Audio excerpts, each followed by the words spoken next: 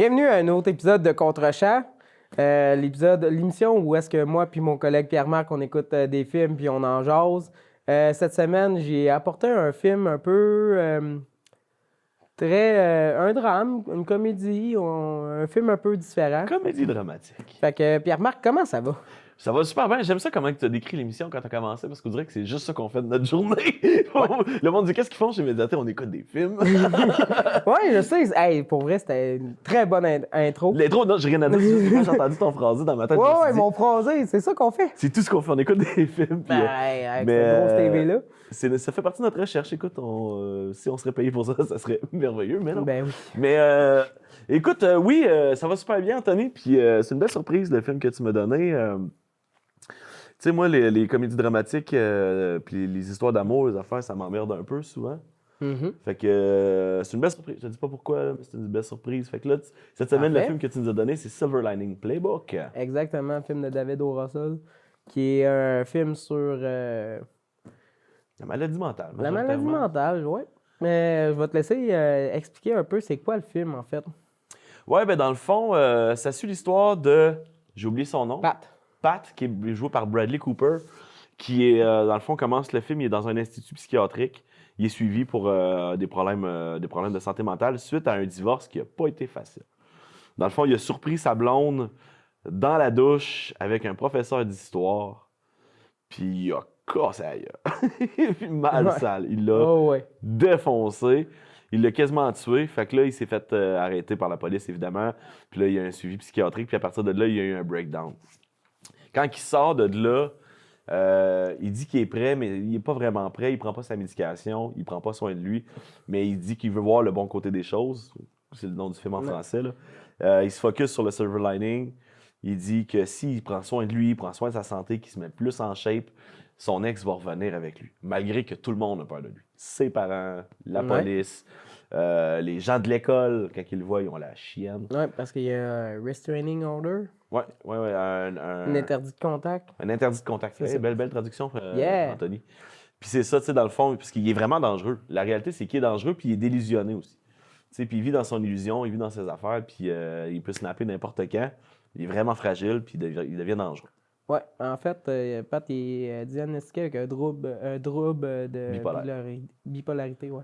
Ouais, je suis pas d'accord avec ça, là, mais... C'est ça qui... Je suis pas d'accord avec le diagnostic du film, mais ça, c'est moi. D'accord.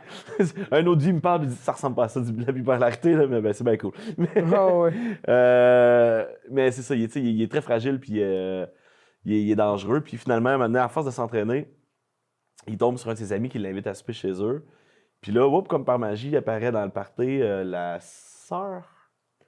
C'est la sœur de la blonde de son ami? C'est ça. Qui est là, qui est jouée par Emma Stone. Ouais, non. Qui est jouée par Jennifer Patrick Lawrence. Watson. Qui est jouée par Emma Watson. Qui est jouée par... Jennifer Lawrence. Ah, merci. Je te l'ai dit, puis t'as genre continué. J'étais comme, OK, on va niaiser sur le nom de la fille, I guess. Je t'avais pas entendu, excuse-moi. Ouais. Jennifer Lawrence. Je mélange tout le temps Emma Stone puis Jennifer Lawrence pour une raison que je sais pas trop pourquoi. Oui, ben, je vais te l'expliquer tantôt. Ouais. Bref, qu'elle aussi, elle a des problèmes de santé mentale parce qu'elle, suite au décès de son mari. Son mari est mort d'un accident d'auto, hein? Ouais, dans le fond. Mais c'est pas tragique, là. C'était tragique, mais c'est pas genre, il s'est pas fait tuer, là. C'est un accident d'auto. Non, c'est un accident d'auto. Fait qu'elle aussi, elle struggle avec des problèmes.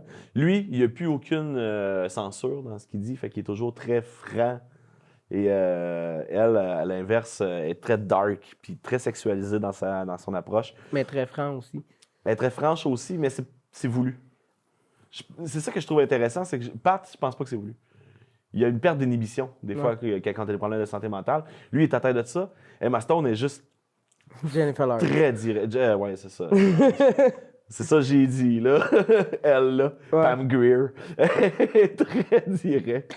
C'est ça que je trouve, parce que, dans le fond, elle est plus manipulatrice un peu.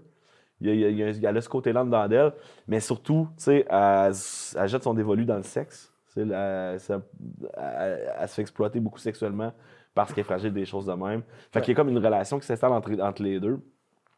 Elle a fini par tomber en amour avec lui parce que, malgré qu'il dit plein d'affaires qui n'ont pas de sens, parce qu'il n'y a plus de filtre, il y a quand même un bon fond, puis il la défend face à ces affaires-là. elle finit par essayer de l'utiliser pour danser, pour faire des affaires. Je me mélange un peu, là, mais elle utilise un peu ses problèmes pour avoir ce qu'elle veut. Mais lui aussi, au final, il finit par tomber en amour avec elle parce qu'il se rend compte que quand il est avec elle, il devient groundé, il devient focus, puis ça va mieux. Il y a toutes sortes de paquets d'histoires, là, mais au final, ces deux-là, à force de se parler puis de travailler ensemble pour faire un concours de danse, là, ben, les deux se rendent compte que ça va mieux quand ils sont ensemble, que la vie est belle, puis qu'ils sont mieux de s'embrasser puis de finir ensemble. Ouais. Je l'ai vraiment mal résumé, ce film-là. Ben, tu sais, il y a aussi le fait que lui, ce qui fait que, genre, il va vers la fille, c'est parce qu'elle connaît sa femme. Ouais, mais Fait c'est que ça tombe dans la manipulation que je parlais tantôt. Elle il promet de délivrer une lettre. à être là à la fin, puis tout, puis... Exact. Puis c'est ça, c'est comme lui, il travaille vraiment beaucoup pour, genre, revoir sa vie d'avant. C'est ça. C'est tout ce qu'il veut, en fait, tout le long du film, c'est de revoir sa femme, jusqu'à temps qu'il réalise que Emma Stone est correcte. Là, j'ai fait exprès. Ouais, que Jennifer Lawrence, finalement, est mieux pour lui, puis est mieux dosée pour lui. Ouais. Je vais tout de suite, avant de continuer d'en parler, j'aimerais ça t'entendre sur, genre, quand je t'envoie sur... c'est quoi le message du film, dans le fond? Prends tes pilules. Oh, wow. OK. Prends tes pilules, dose ton gaz égal. Non, le message du film. Parce qu'il y a plein d'affaires qui sont whack, là, parce que la relation avec son père est tordue. Son père, c'est un gambler, mais tu sais, lui aussi, un problème de santé mentale, il s'est juste jamais dit. Il est aussi, ben, il dit, il est atteint de OCD. C'est quoi l'histoire du film? C'est plus facile de passer à travers la santé mentale quand t'as de belles blondes? Mais pas loin. Non, en fait, le film parle de, tu sais, comme le Silver Lining, le fait de vouloir, genre, s'arranger, s'entraîner, être en forme, tout ça, puis se mettre de même, puis essayer de revoir sa vie. Dans le fond, en gros, le film te dit, tu peux pas passer à travers ces étapes-là tout seul. Faut que tu acceptes l'aide de ta famille, de tes amis. Tu peux pas passer à travers ça tout seul puis te reprendre en main tout seul. Il faut que tu acceptes l'aide. Puis aussi que tu peux pas revoir la vie d'avant. Ouais. Une fois que tu as eu un événement traumatisant de même, genre où tu as fait comme lui... Quand tu atteins un point de non-retour. Quand tu atteins un point de non-retour, exactement. Tu peux pas revenir à ce que c'était avant. Il faut que tu acceptes le fait que genre tu as eu ta vie avant puis tu as ta vie aujourd'hui. Puis le personnage de Bradley Cooper apprend à accepter sa folie. Puis là, il a retrouvé quelqu'un qui a aussi des problèmes comme elle. Parce qu'elle aussi... Oui, c'est ça, elle aussi, elle a des gros sauf problèmes. Sauf qu'elle, elle a accepté, tu sais, comme tout le passé le plus intense qu'elle a eu, c'était avant. Tu sais, comme avant qu'elle arrive dans le film. Aujourd'hui, elle est comme... Tu sais, elle est encore dépressive, en fait, clairement. Puis elle a accepté que, genre, la fille qui était avant n'est plus là. Ouais. Puis qu'elle, aujourd'hui, est rendue à ce point-là. Oui, puis elle dit qu'à quelque part, elle l'aime quand même, cette nouvelle fille-là, qui reste du travail, mais elle apprend à l'apprécier. Puis c'est ça, puis toutes les mauvaises étapes, les mauvaises passes, elle les accepte parce que c'est ce qui fait qu'elle est là aujourd'hui, tu sais. Puis c'est ça que lui, il fait apprendre, tu sais, que genre, il va jamais revoir sa vie d'avant, puis qu'il faut qu'il apprenne à s'accepter. Ben, il fait pas y apprendre, il fait croire qu'il va le revoir, mais ça... Ouais, il fait croire, mais tu sais, comme dans la vie, tu sais, comme à la fin, quand il accepte, puis tu sais, quand il a la belle petite vie, tu sais, il le revoit, ça... Ouais, il le revoit à la fin. Il le revoit à la fin. Il s'en va y parler, puis là, Jennifer Lawrence pense que... Elle a fait « Ah, je l'ai perdu finalement. » C'est ça. Puis lui, il est juste allé dire quelque chose comme « Hey, merci, bonne vie. » Puis... Juste prendre des nouvelles, en fait. C'est ça, genre, check, je vois mieux, je me calme. Je pèterai pas ton mari 2 fois. C'est ça. Puis peut-être bien, genre, juste finaliser les affaires de divorce aussi. Là. Ouais, mais ça, c'était pas clair. Mais c'était pas clair. Parce que c'est comme... Ça, c'est ça, c'est un peu intéressant. Je trouve ça très intéressant, les discours qu'on n'entend pas. Genre, comme deux personnages qui parlent, mais on sait pas c'est quoi, mais on le saura jamais. Là. Ouais. Dans The Office, il y a une scène de même. Là, quand que Pam va voir Michael Scott, puis qu'il s'en va à l'aéroport, puis là, ils se parlent un peu, puis après ça, elle revient. T'sais, on n'a jamais su c'est quoi qu'elle dit. Elle interprète un peu comme la conversation, mais... On n'a jamais les mots exacts. C'est pas réellement... C'est peut-être probablement pas ça qu'il a dit. C'est exactement. Mais ouais, fait que c'est ça. Fait que dans le fond, le message, c'est d'accepter le changement puis d'accepter l'aide qui vient avec le changement. Exactement. Puis est-ce que tu as aimé ça? J'ai adoré. Pour vrai, je l'ai commencé parce que ça arrive souvent que on écoute les films le soir chez nous. Puis avec la vie qu'on a, des fois, j'écoute les films en plusieurs segments. Là. Ouais. Puis je l'ai commencé, puis je l'ai pas fini. Je l'ai fini, je veux dire. Ouais. Genre, je me suis couché hyper tard, mais je n'étais pas capable de décrocher. Je trouvais que c'était bon. Ouais. Puis j'ai vraiment aimé le rythme. Ça m'a surpris. Parce que c'est pas le genre de prémisse qui me parle habituellement, là, mais je trouve que le jeu est bon. Ouais. Bradley et Jennifer Lawrence font une méchante belle job. C'est Robert De Niro qui fait le père aussi. Ouais. C'est un acteur que j'adore. Puis là-dedans, il est écœurant. Là, son OCD, là, il est tellement subtil, il est tellement bien fait. Il est tellement bien amené. Non, je trouve que c'était vraiment bien joué. C'est anxiogène comme film. Ça prend beaucoup d'air. Là. C'est que chaque personnage est extrême. Ouais. Ils sont tous extrêmes. D'habitude, tu as comme un personnage extrême, puis tu as les autres qui sont en contraste.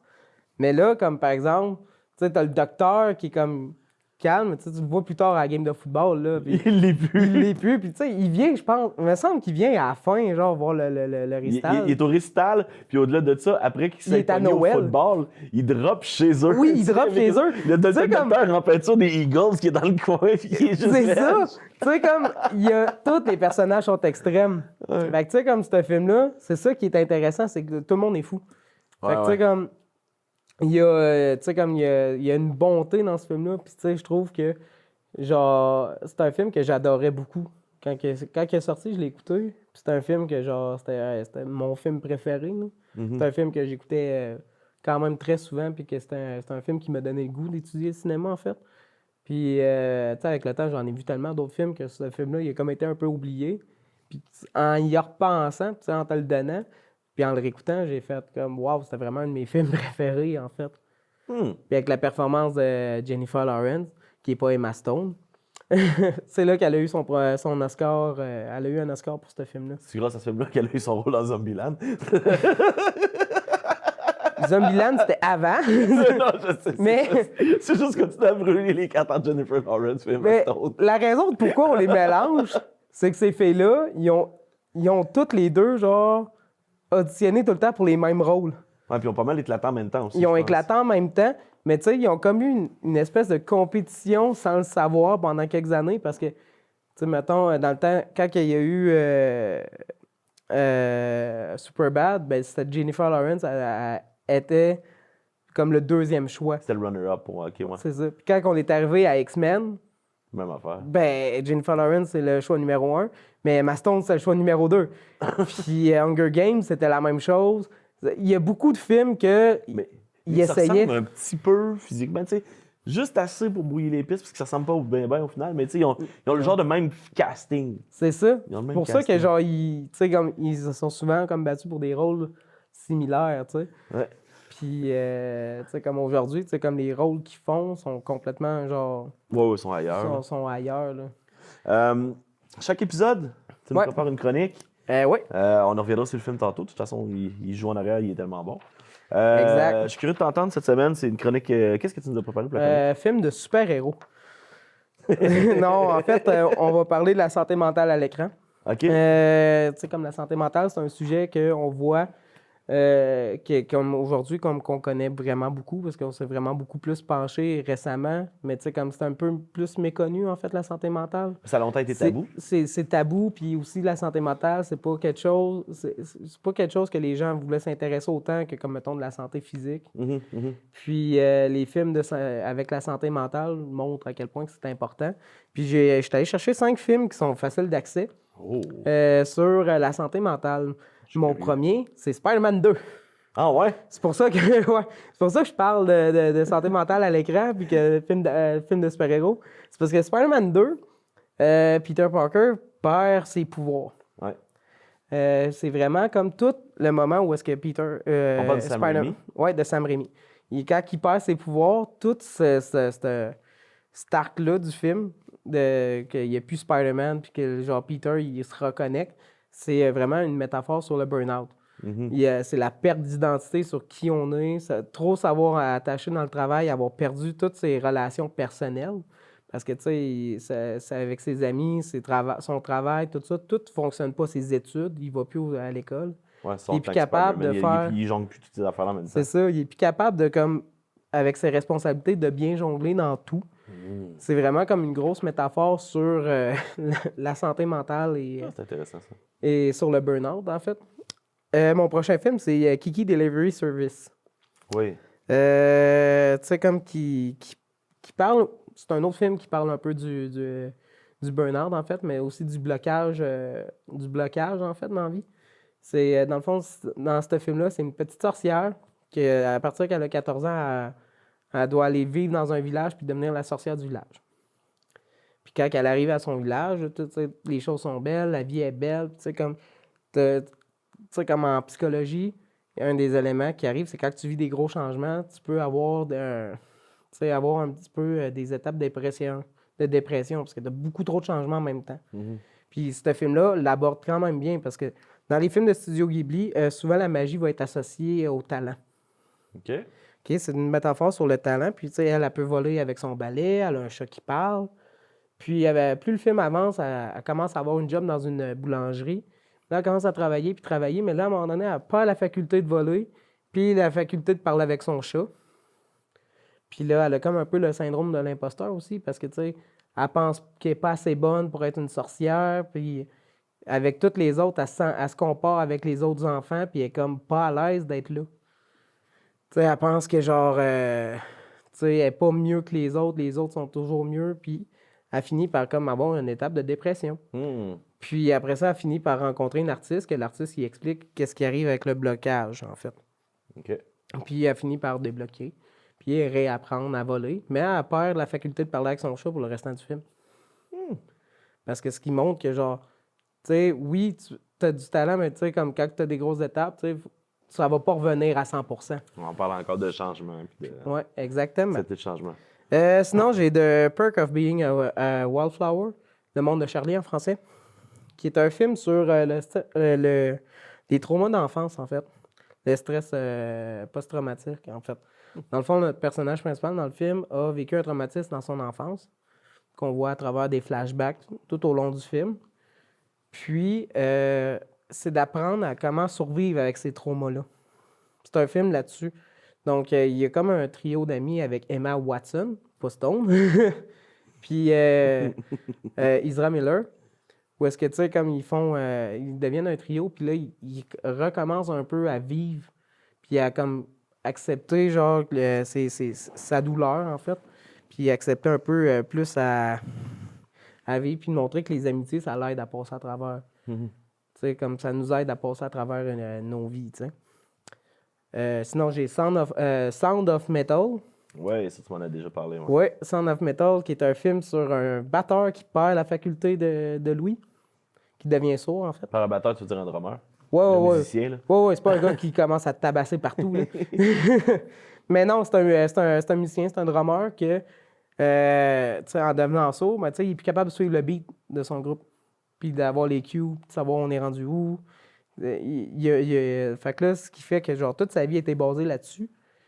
Puis là, il doit, genre, tu sais, il devient comme un peu obsessif. Oui.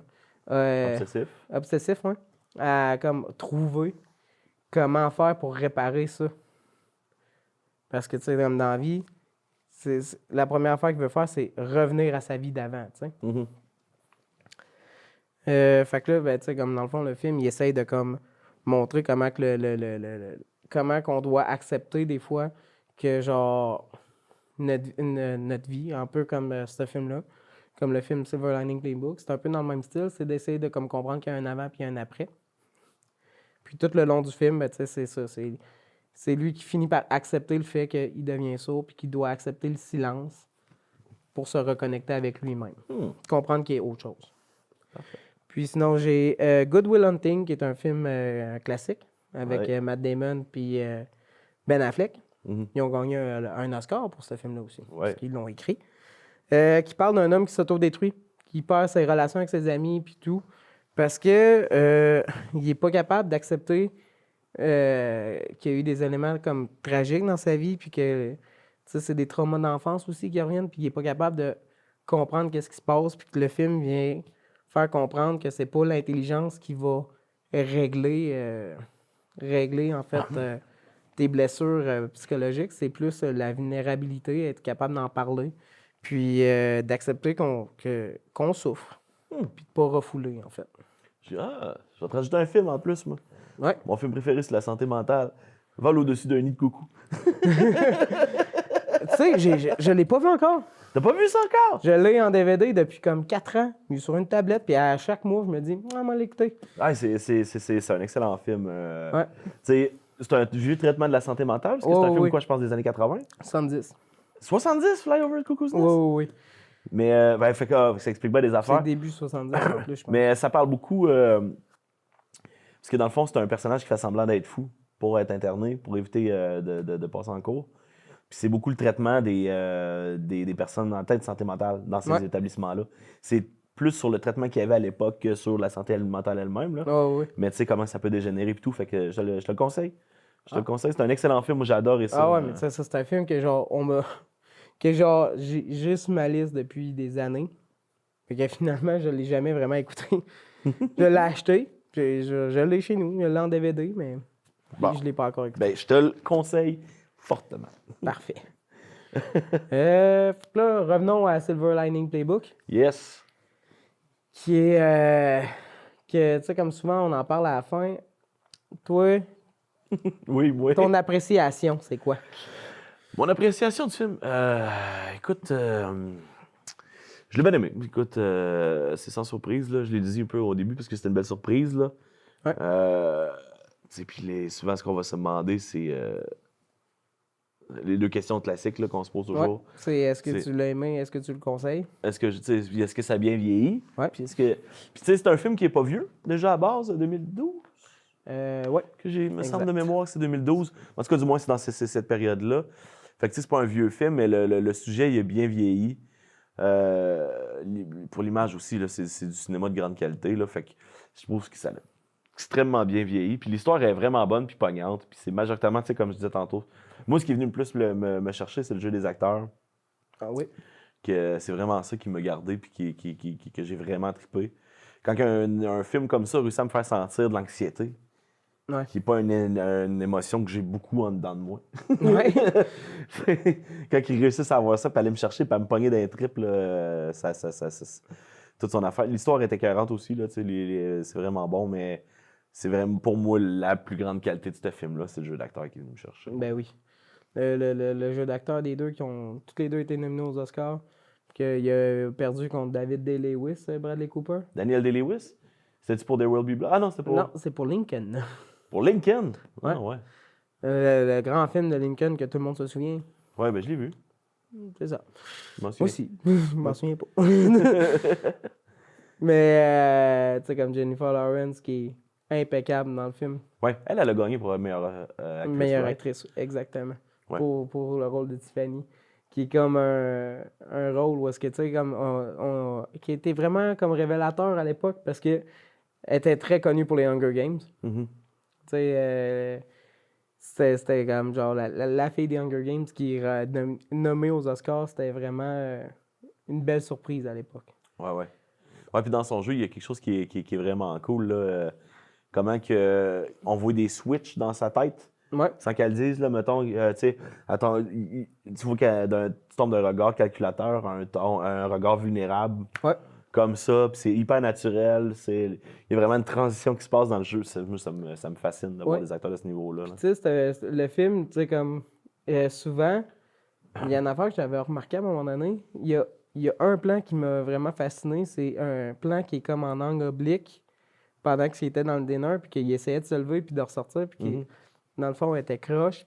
Les angles obliques viennent souvent pour montrer comme le dérangement mental, en fait. Ouais, il y a plein de... On en a zéro parlé, là. Ouais. Mais il y a plein de petites techniques de... Tu sais, maintenant, il y a des brouilles. Ouais. Quand tu vois que ça commence à brasser, ils font juste comme mettre un petit peu de blur dans les images. C'est subtil au bout, juste assez qu'il y ait un petit shaky de caméra, juste pour montrer que l'anxiété le pogne. Exact. Il est sur le bord de péter, puis qu'on commence à douter de ce qui se passe dans le film. Là. Quand eux parlent ensemble, c'est toujours stable. Toujours stable, toujours très clair. proches, ils sont toujours comme bien cadrés ensemble. Mm-hmm. C'est pour ça que tu le vois dès le début que genre, tu sais, comme même s'il il dit depuis le début comme qu'il aime, il aime sa femme qui est mariée, tu le vois qu'il y a de l'attirance envers elle. Oh, ouais, juste dans la les première premiers scène. plans. Ouais. Juste la première scène. C'est un premier plan qui vous, quand elle rencontre, c'est un close-up sur ses boules. C'est ça. Puis sur la bague après. Ouais. Tu sais, c'est vraiment comme. Puis c'est une caméra qui est en point de vue. Mm-hmm. Tu sais, comme qui est un plan qui sert vraiment à montrer qu'est-ce que lui, il voit. Ouais. Puis, tu sais, c'est vraiment la prestance de Jennifer Lawrence quand elle rentre, puis qu'elle est juste comme. Elle rentre, puis c'est dans sa démarche, dans sa façon de. Tu sais, comme comment elle est assise à table avec les coudes. Ouais. Tu sais, comme comment elle est écrasée. Puis le fait que, genre, tu sais, comme. Juste dans la couleur, tu sais, comme comment qu'elle représente un peu le deuil, puis tout le temps être habillée en noir. Mm-hmm. Tu sais, puis qu'elle elle devient de moins en moins tout en noir, plus le film avance aussi. Qui montre un peu son évolution. Mm. Mais tu sais, comme le choix du film. Puis tu sais, on n'a pas parlé de la superstition, c'est vrai. Non, on n'a pas rentré là-dedans. On n'a pas rentré là-dedans, qui est comme un élément super, genre. Ben, c'est du subplot. Hein. C'est du subplot, là, mais. Parce que, tu sais, je vais essayer de résumer rapidement. Le père OCD de Bradley Cooper, il considère que lui, Bradley Cooper, c'est sa patte de lapin, dans le fond. S'il porte un chandail d'un joueur, puis qui est là, puis qui écoute les games avec lui, ben, ils vont toujours gagner. Puis à la fin, Jennifer Lawrence fait réaliser qu'à chaque fois que les Eagles ont gagné cette saison-là, c'est parce qu'il était avec elle à la place. Ouais. Puis tu sais, comme, genre, juste là, c'est la raison de pourquoi il porte un jersey pendant le souper. Puis ça me fait rire. Puis tout, c'est un film qui est drôle, en fait. C'est comme le film, tu sais, on parle beaucoup de santé mentale depuis le début, mais c'est un film qui est très drôle. C'est pris avec humour tout le long du film. Les personnages sont drôles. Tu sais, comme, mais dans leur humanité aussi. Tu sais, c'est le fait qu'ils sont super humains, mais qu'ils sont très drôles. Ils sont drôles dans leurs défauts. Ils ont des drôles de défauts. Ils sont drôles, les gens avec des problèmes de santé. Non, mais tu sais, c'est que c'est pas fait pour rire. Tu sais, mais tu sais, c'est pas fait pour rire, mais tu sais, c'est comme. C'est la situation du fait que, genre, il est naïf un peu, puis il est très. Tu sais, sans filtre. Puis tu sais, que les deux, ils sont là, puis que. Tu sais, c'est prêt avec humour, mais tu sais, comme très bien adapté. J'aurais été curieux de le voir, le personnage de Bradley Cooper, avant, mettons. Tu sais, je veux pas voir un film de prequel, là, mais c'est sûr qu'il est atteint par ce qui s'est passé big time. Ouais. Puis tu sais, tu peux changer de personnalité de même dans la vie. S'il y a de quoi, il y a des grosses affaires qui peuvent t'arriver, tu peux... C'est ça, un élément traumatique qui peut changer une personne au complet. Là. Exact. Mais je trouve ça, en tout cas, c'est ça. C'est ce que le film fait, puis il le démontre très bien. Fait que pour répondre à ta question d'il y a à peu près 10 minutes, oui, je le recommande fortement. Puis oui, ça l'a bien vieilli. C'est un excellent film. Bon, je suis content que je t'en aille enfin montré un de mes films préférés puis que tu l'aimes, là. Ben, j'ai pas juste haï tes films. Ben, je sais, mais tu sais, l'autre film que j'aime autant, tu l'as vraiment pas aimé puis c'était notre première entrée de gamme. C'est Ryan Gosling. Ah ouais, ça... Un Drive, c'était malade. Ah, ça, c'est meilleur. By the way, ça, juste pour finir, dernier mot de la fin, il y a une scène de Noël à la fin. Est-ce que c'est un film de Noël? Ouais. Il y avait un sapin. Il y avait une toune. C'est un film de Noël. C'est un film de Noël! Sur ça, tout le monde. Sur cet excellent film de Noël. Merci beaucoup d'avoir été là. Puis on se revoit pour un autre épisode de Contre-Champ.